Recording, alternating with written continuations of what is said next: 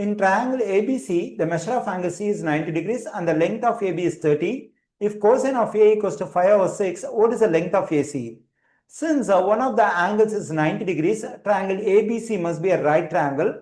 Okay, first let me draw a right triangle. Since angle C is 90 degrees, we can take the vertex C over here, A over here, B over here. Since we have the value for cosine A, consider the interior angle at the vertex A over here. Considering this interior angle, we can consider the side BC as the opposite side, and AB is hypotenuse because it is opposite to the right angle. Okay, let me write it. And AC can be considered as adjacent side.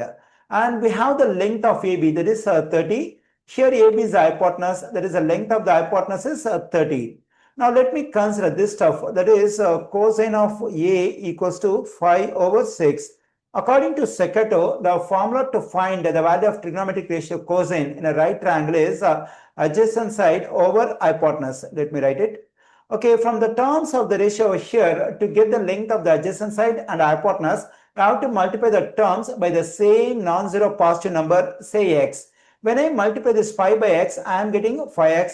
That is 5x is the length of the adjacent side. And when I multiply this 6 by x, I am getting 6x. That is 6x is the length of the hypotenuse considering interior angle at the vertex A. Okay, here we can take this 5x as the length of the adjacent side. That is the length of AC is 5x. And the length of the hypotenuse, that is the length of AB is 6x over here. Already we have the length of the hypotenuse 30. Here we got the length of the hypotenuse 6x. This 6x and 30, both of them represent the same stuff, that is the length of the hypotenuse or the length of AB. We can equate them, that is 6x equals to 30. Now let's solve for x in this equation. Let me divide both sides of the equation by 6. This 6 will cancel out. I am getting x on the left side.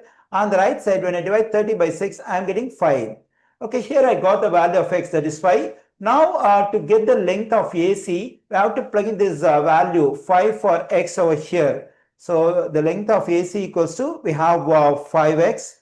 Now let's plug in this 5 for x over here. Then we have 5 times 5, which is equal to 25. Here I got the length of AC, that is 25 units.